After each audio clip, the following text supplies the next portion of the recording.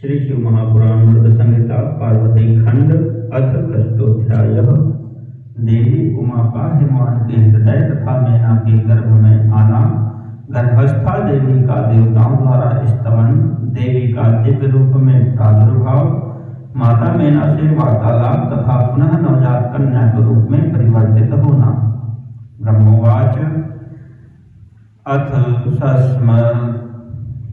अथ सस्मर्तुर्भक्त्या दंपते तौ भवाम्बिकां प्रसूति हेतवे तत्र देवकार्यार्थमादरात्। ब्रह्मा जी बोले, हे नारद, कुछ समय बीतने के पश्चात उन पति पत्नी दोनों ने देवताओं के कार्य के लिए जन्म हेतु भक्ति पूर्वक जगदम्बा का स्मरण किया। ततः सा चंडिका योगा त्यक्ता त्यक्त देहा पुरापितो इहया भवितुं भूयः समयच्छद गिरिदारतः सत्यं विधातुं स्ववचः प्रसन्नाखिल कामदा पूर्णांशाच्छैल चित्ते सा विवेशात् महेश्वरी।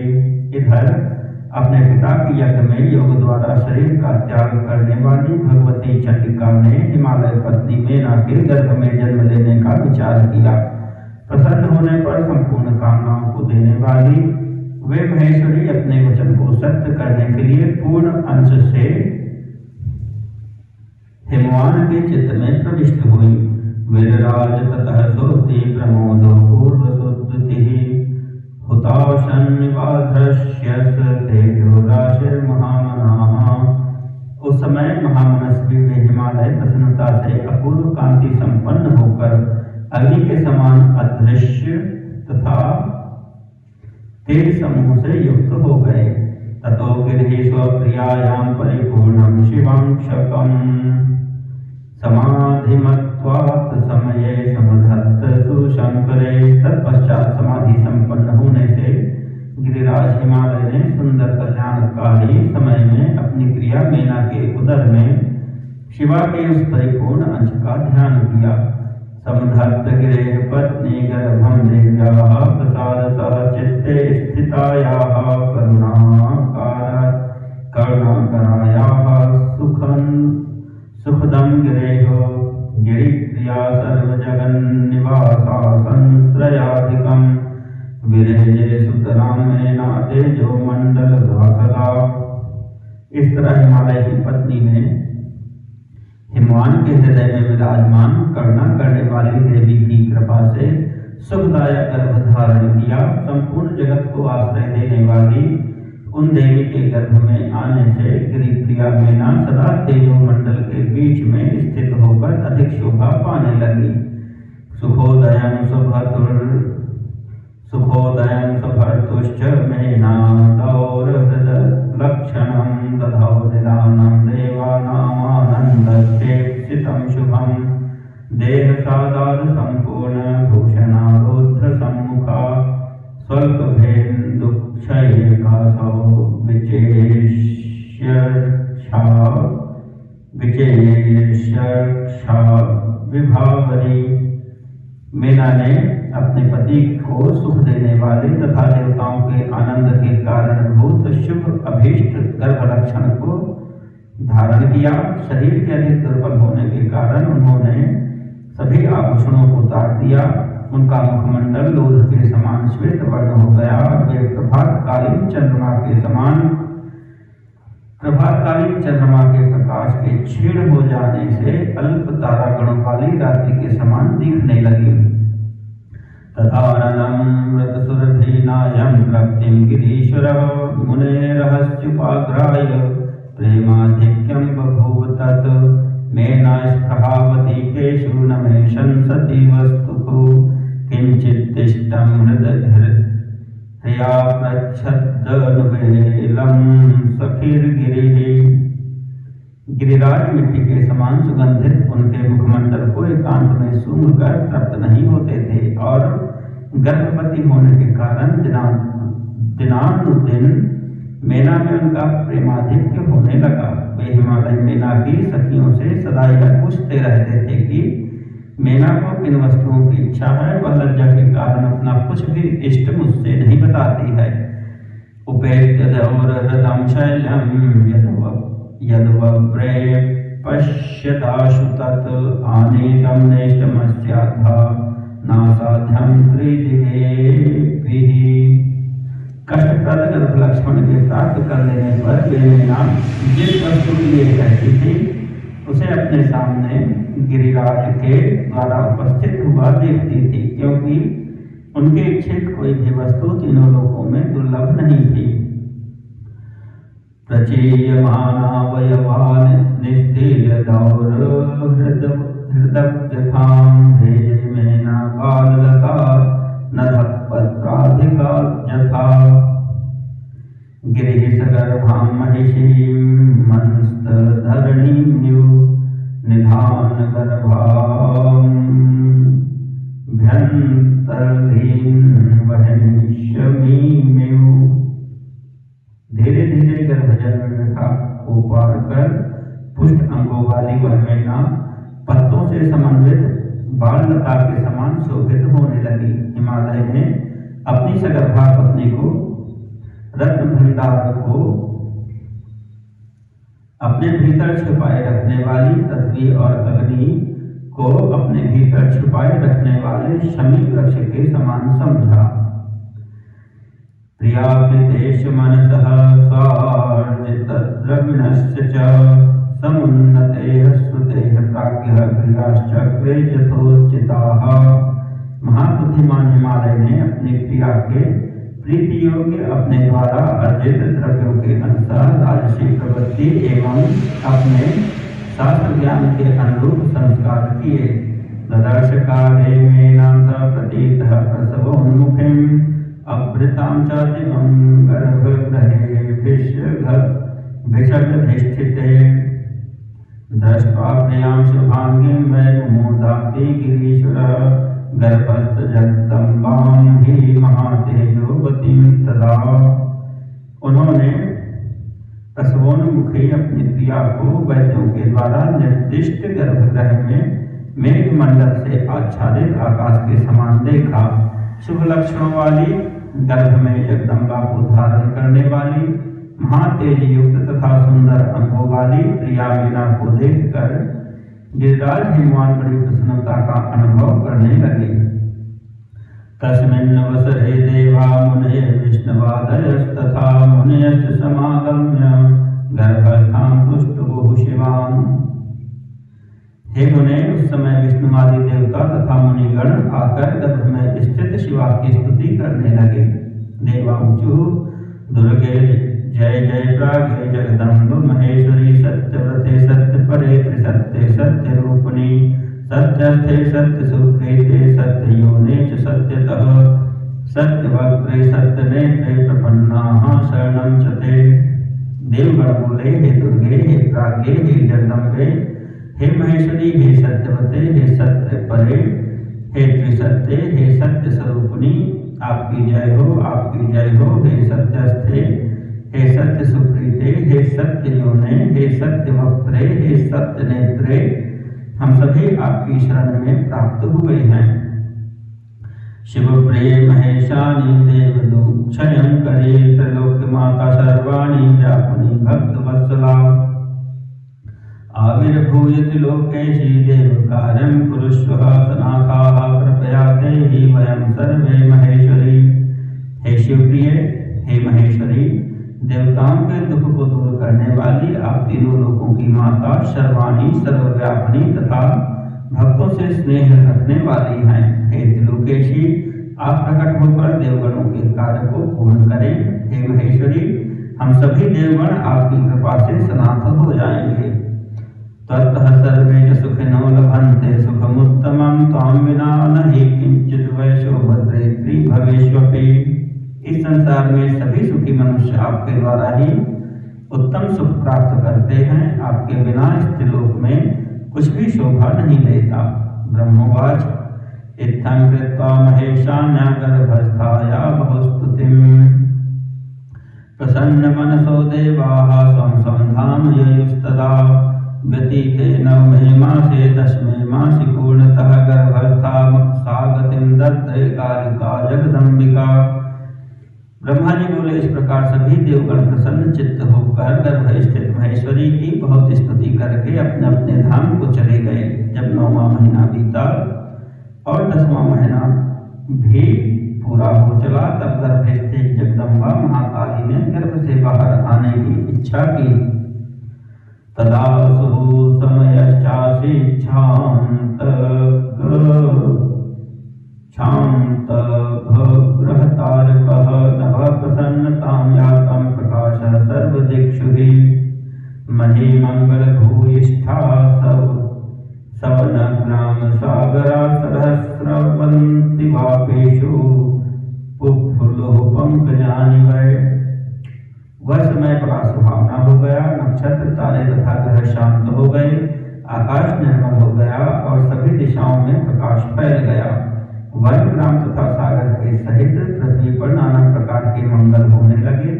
तालाब, नदियों और एवं बावलियों में कमल खिल उठे। वपुष्ट विविधा वाताः सुखस्पर्शा मुनीश्वर मुमुदु साधव सर्वे सतां दुःखम भूत द्रुतम्। हे मुनीश्वर, अनेक प्रकार की सुख स्पर्शी वायु बहने लगी। सभी साधुजन आनंदित हो गए तथा दुर्जन शीघ्र ही दुखी हो गए।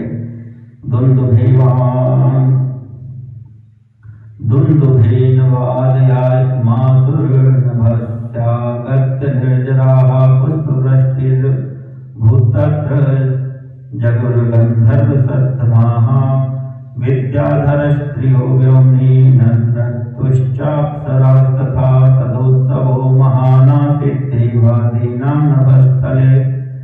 देवता आकाश में आकर दुंदुभियां बजाने लगे, वहां फूलों की वर्षा होने लगी तथा श्रेष्ठ गंधर्व गान करने लगे। अप्सराएं और विद्याधरों की स्त्रियां आकाश में नाचने लगी।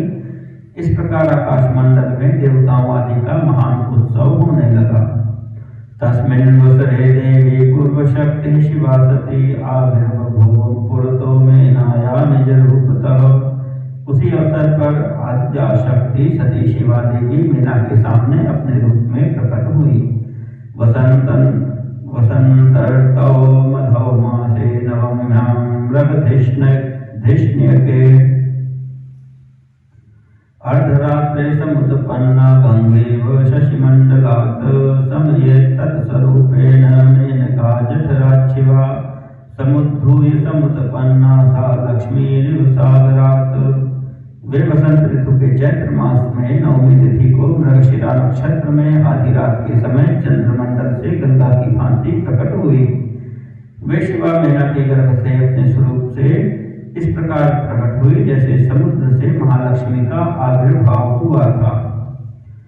ततस्तस्यां सुजातायां प्रसन्नो भूत् तदा भव अनुकूलो ववौ वायुर्गम्भीरो गन्धयुगशुभः बभूव पुष्पवृष्टिश्च तोयवृष्टिपुरस्सरं जज्ज्वलुश्चाग्नयः शान्ता जगर्जुश्च तदा घनाः।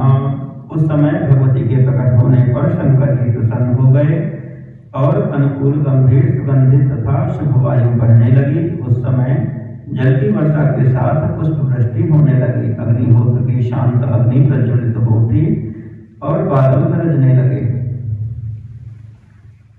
तस्यां तु जायमानायां सर्वस्वं समुपद्यत हिमवन्नगरे तत्र सर्वं दुःखं क्षयं गतम्। उनके प्रकट होते ही हिमालय के नगर में समस्त संपत्ति स्वतः आ गई तथा लोगों का सारा दुख दूर हो गया।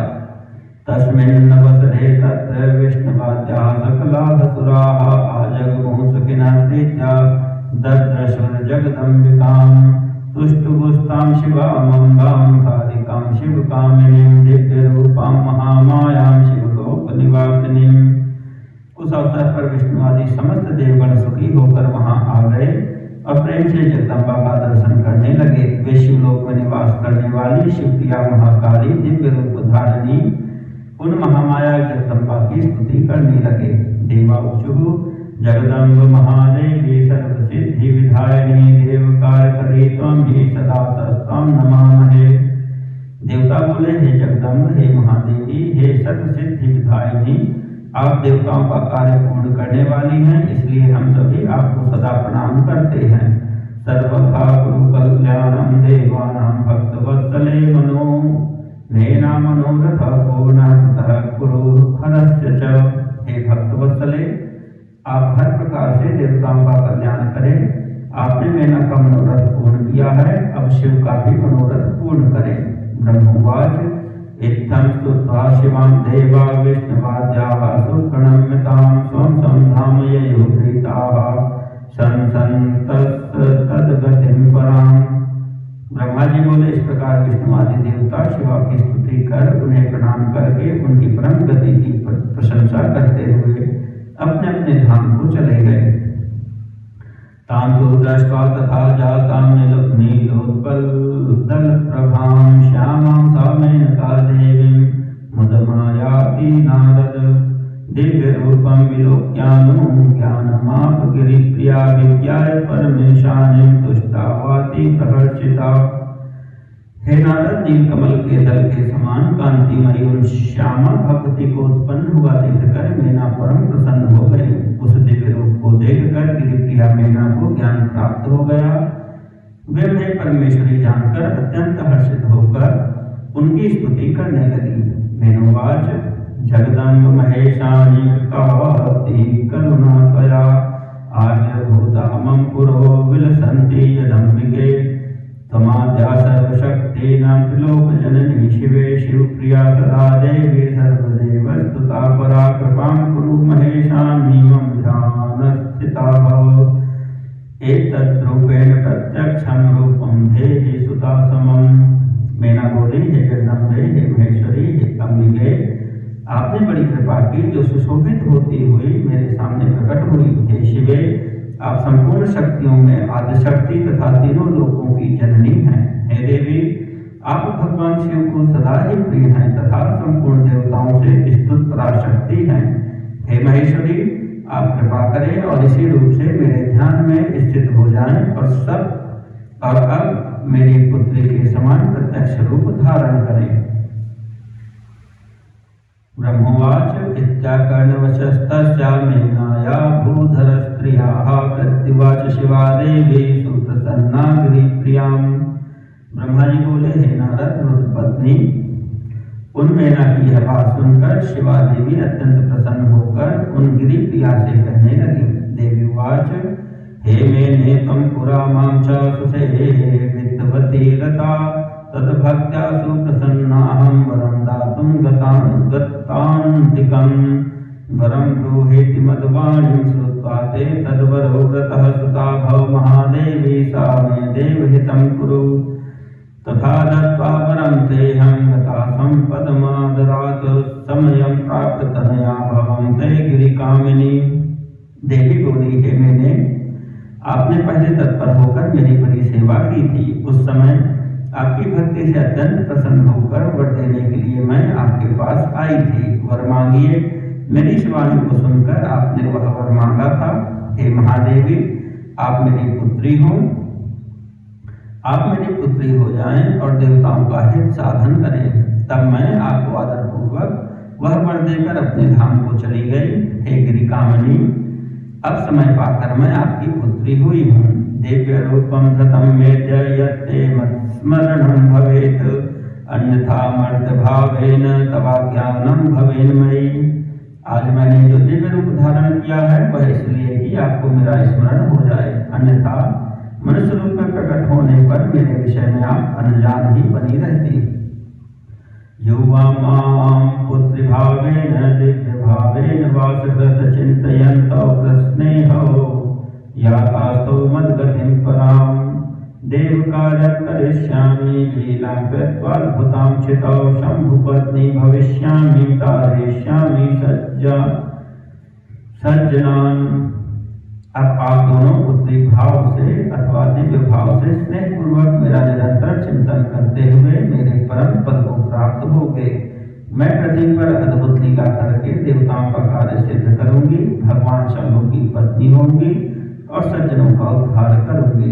ब्रह्मवाच इत्युक्त्वा शिवा तूष्णीम् अंबिका स्वात्ममायया पश्यन्त्यां मातरि प्रीत्या सद्यो तन्नया तनुः। ब्रह्मा जी बोले, ऐसा कहकर अंबिका शिवा मौन हो गई और उसी क्षण माता के देखते देखते अपनी माया से प्रसन्नता पूर्वक नवजात पुत्र रूप में हो गई। इति श्री शिव महापुराणे द्वितीयायां रुद्र संहितायां तृतीये पार्वती खंडे पार्वती जन्म वर्णनम नाम अष्टोध्यायः।